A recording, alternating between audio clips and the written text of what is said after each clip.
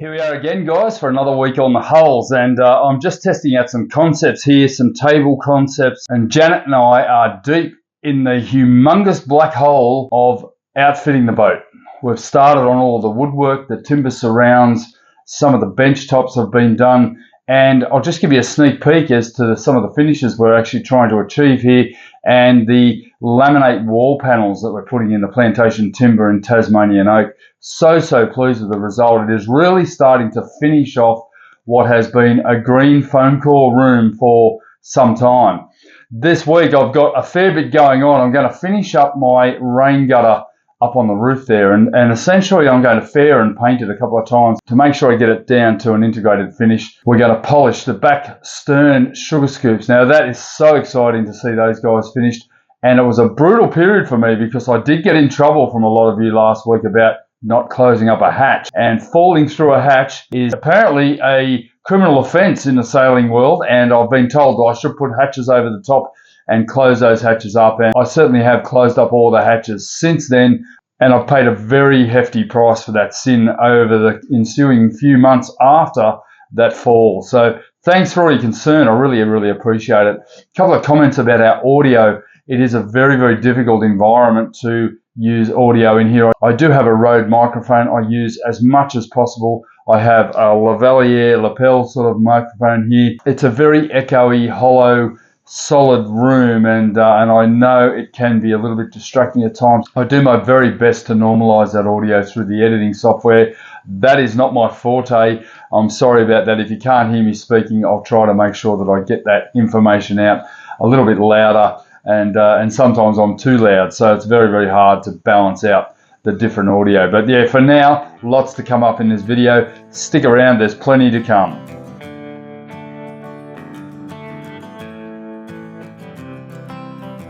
Alright, I'm going to do this in stages because it's going to be a massive job.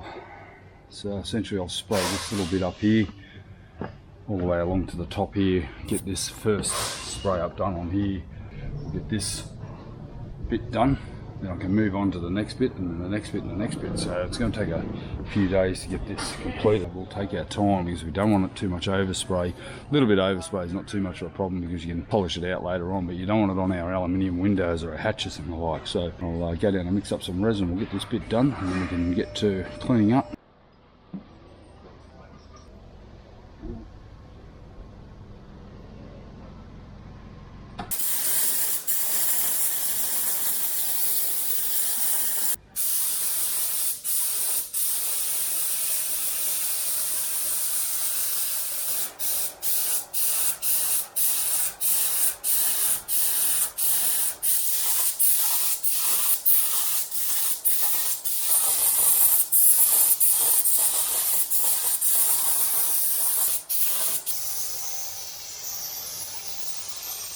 So that spray up went really well, but as you can see, I've now gone and sanded it again. I wasn't entirely happy with it. I got a little bit too much flow coat in a couple of areas. Very hard when you're trying to spray something in a very awkward position, but I've basically just given it a sand back. Now this was the original masking line here. I've actually sanded it back to here, so what I'm doing is fairing it right out to almost to a corner here where it's easier to hide the join. But as you can see here on the main cowling, weather cowling that I've made here, where it's integrated into the roof here, so it's almost invisible, and I've got a tiny little line here, so the next spray will cover that, and then I can start to work all the way around the top of the hard top and get that part done as well, and that'll look as good as this. I mean, it's going to be absolutely perfect once it's finished, so very happy. So what I'm left with is a lot of detailed sanding, just with I find a paddle bolt stick and a piece of sandpaper. There's no point hitting it with a machine because you'll just wear through it even more.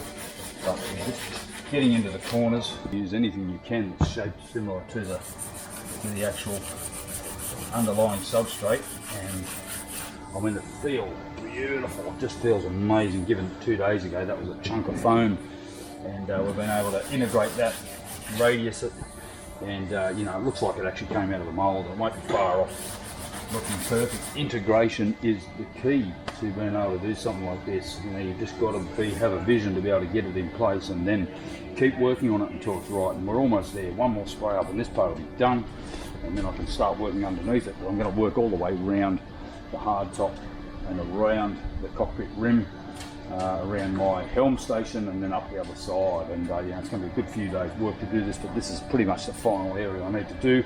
Tomorrow I'm going to be spraying up and down on the stern. We're going to finish all of that and get that ready for final polish. The sooner I get it down, the sooner I can respray it and then hit it with my wet polish.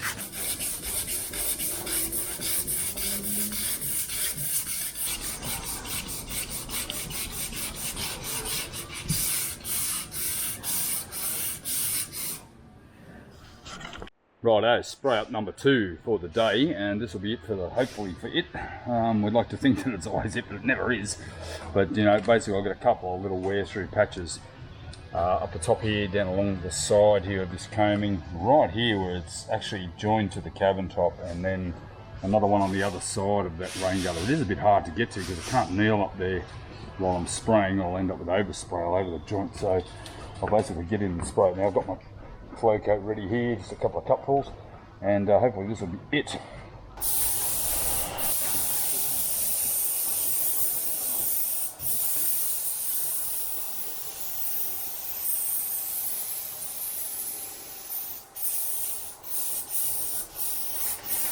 Oh, that looks so much better, and it's just going to need a good wet sand now. So we've got a lot of material on here now, and should have no issues with keeping this, getting this down to a perfectly smooth and desirable finish. So I'm pretty happy with that.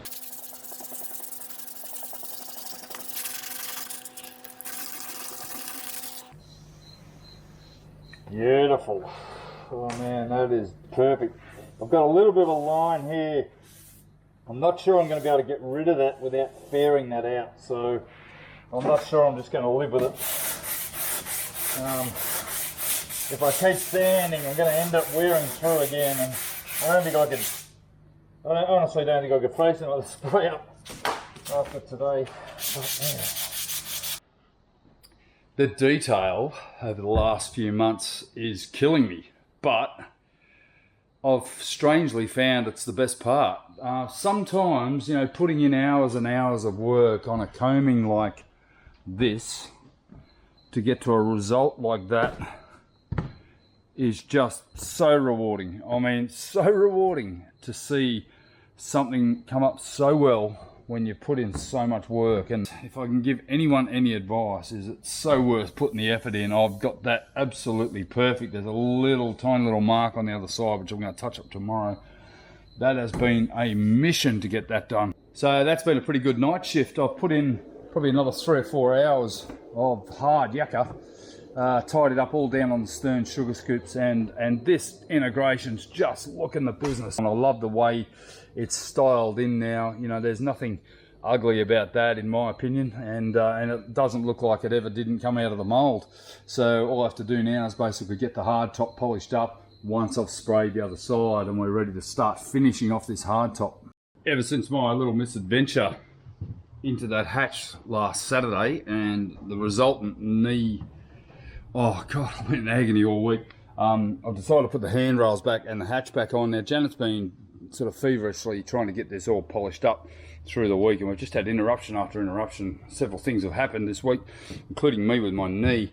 And what I'm going to basically do is I've just given this a really good wet sand up to 1200 grit, and then I've basically gone in and give it a super cut with a polisher. And the nice thing is now that this is actually now polished, so once you start polishing, you got to keep polishing. that's the letter of the law when it comes to polishing, is once you start, that's it, you've got to keep going. But I've now done that complete combing all the inside as well, and I'm going to be able to put the handrail back, because I'm finding as I'm trying to work up the front there, I didn't need it for 2 years, but now I need it. I seem to need it, especially with the knee issue that I've got right now. And I'd hate to show you my knee because it is bruised from the inner of my thigh right to my ankles. I'm in a pretty bad way, and it's been a beast of a week because everything I've had to do has been on my knees. I'm going to put the handrail that I've got up the front back in place, at least to give me a little bit of that sort of security of when I go forward. And then I may even actually get a little bit of a lifeline and swage in something just to give me a little bit more security all the way along. Even though those stanchion bases are only self-tapped in, it might just be enough to stop me going overboard if I should happen to slip. So we're really struggling with the safety here. We're getting so many visitors, and guys, I've got to ask you, you're just going to have to leave us alone for the next few months. We just cannot take people into the boat anymore. It is just way too dangerous. It just seems to be everyone just piles up the stairs and they're in the boat before we even get a chance to say, sorry guys, you can't come in. And then once you're in, and then that's an hour or two of time. And I'm always worried about people walking forward and fall through hatches like this guy here. This hatch has been open for 10 days now, and I've got to get the hatch back in. I had this handrail up here for some days while we've been spraying. We don't want to get any spray on it, obviously. We don't have to mask it up. But what I've done is I've put some masking tape on the bases of them, because now I've got polished gel coat down there. I don't want to scratch it.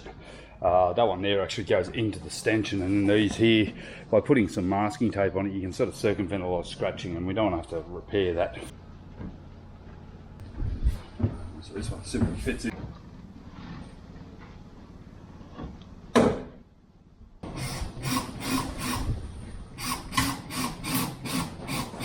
Cool. Following our successful spray up last week, it was time to begin the arduous process of wet polishing and buffing the hull extensions. This period was a challenge on my knees, to say the least. Yeah, very delicate processes. You don't want to wear through now. So very gently on 600 grit, we're going to get 800 next, and then onto 1,000 and 1,200, and then we're going to start the buffing process.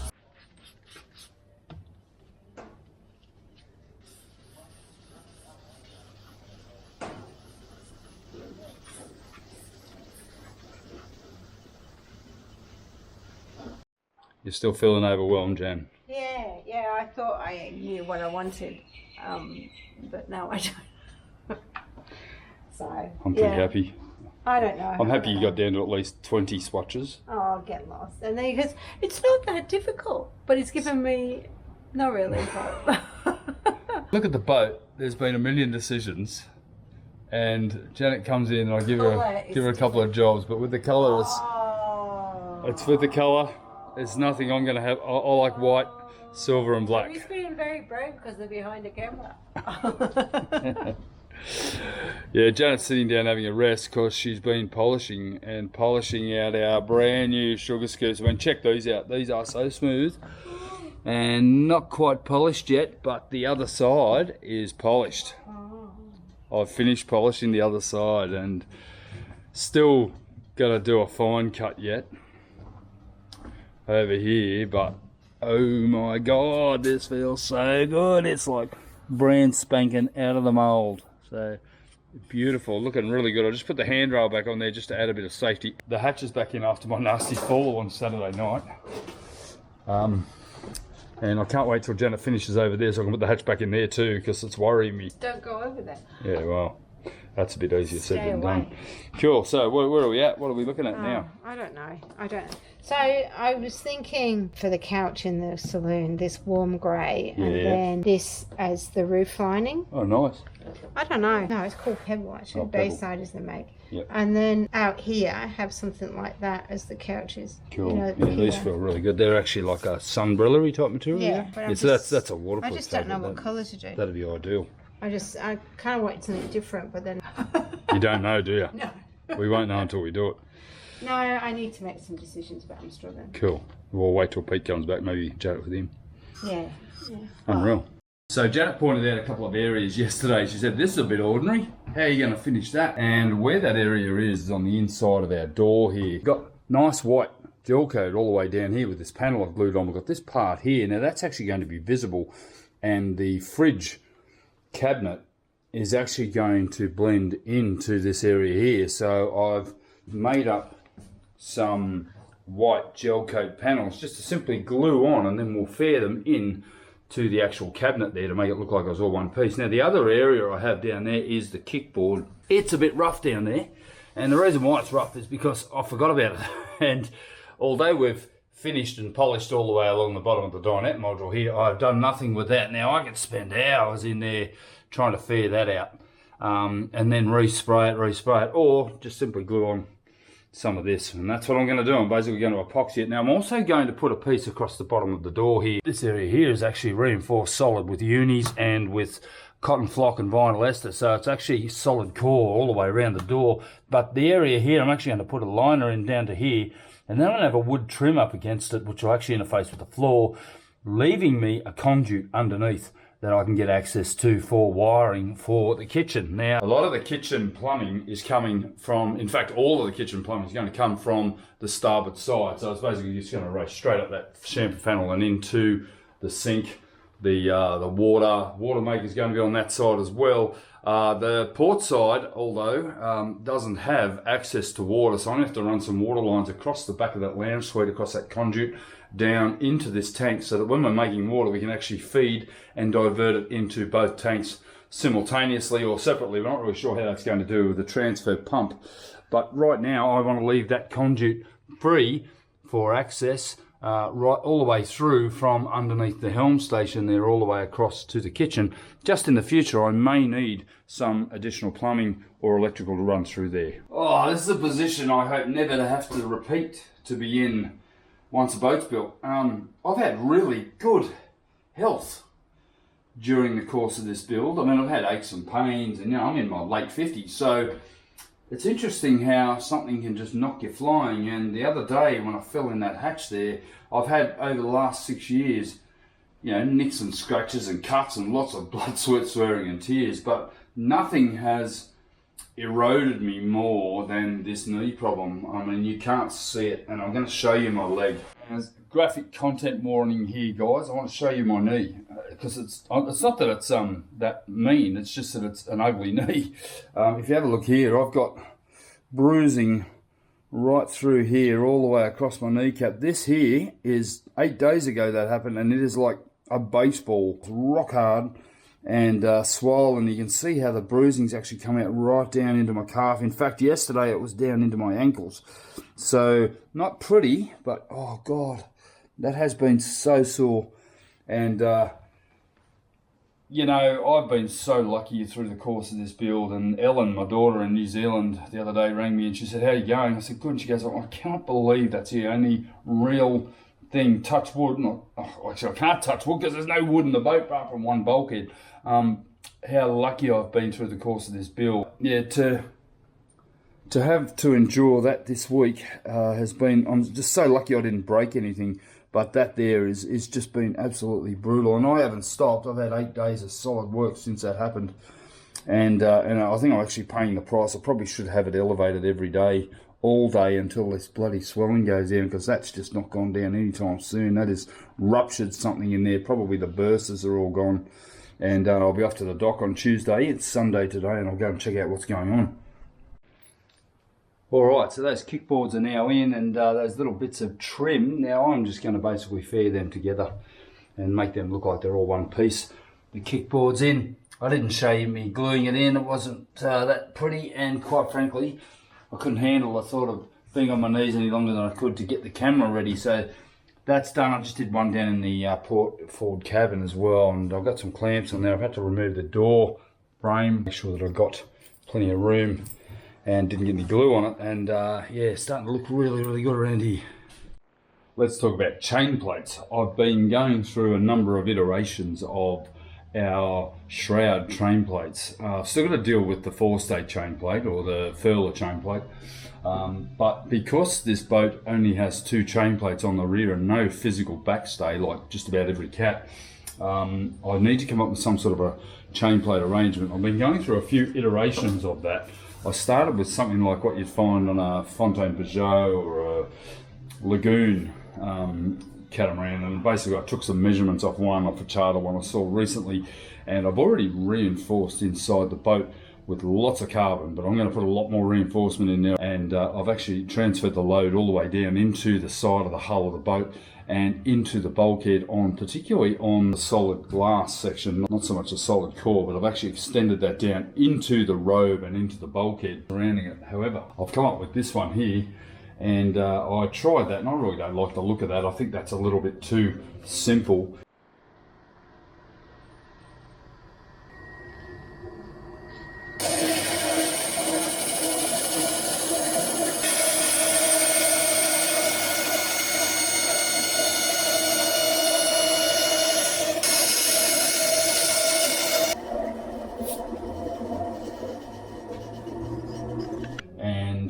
next version was this guy here. I thought I'll make it a little bit smaller and go for something similar to what a lightweight 46 has got on it.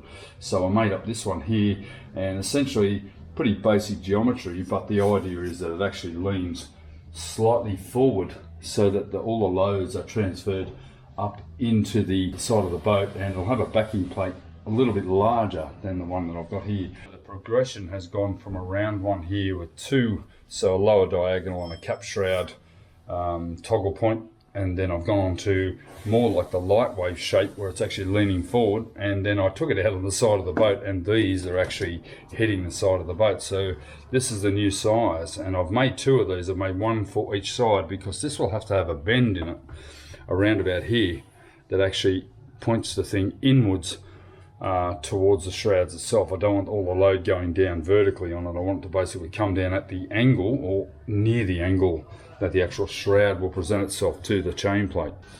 I've got an area that I've cleaned up and put aside for this chain plate, and that is here.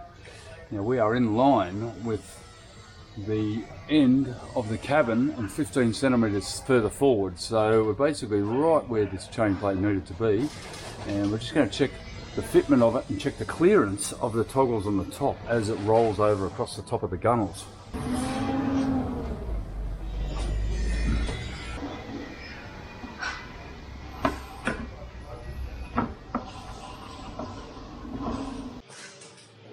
So as you can see, that bend is too radical, and it's actually not going to leave me enough room to facilitate the toggles for the chain plates and the turnbuckles. So the fitment's good, and also need to consider the fact that it's not going to be against the actual boat there. So if I put a slightly lesser bend in it, I should be able to end up with a nicer curve, and also plenty of clearance there. We don't want it to get sitting too high either. So my next iteration of the chain plate is this one here, and I've basically got one for each side, and obviously they have to bend inwards, not outwards, so I've got to have two separate ones, and then I'm going to send them to one of our viewers, Johnny Hodges, and he's going to actually get them laser cut for me, which is just brilliant. I'll be able to get those done pretty simply. He's a stainless steel fabricator up in Sydney. He's offered to get them done for me, and obviously it's really nice to know a fabricator that's prepared to assist us, and you know, basically we'll just sort him out at the end. So this is what I'm working on. I'll send him these templates, and he can get these scanned and get them laser cut and get the holes drilled and everything else that I need done.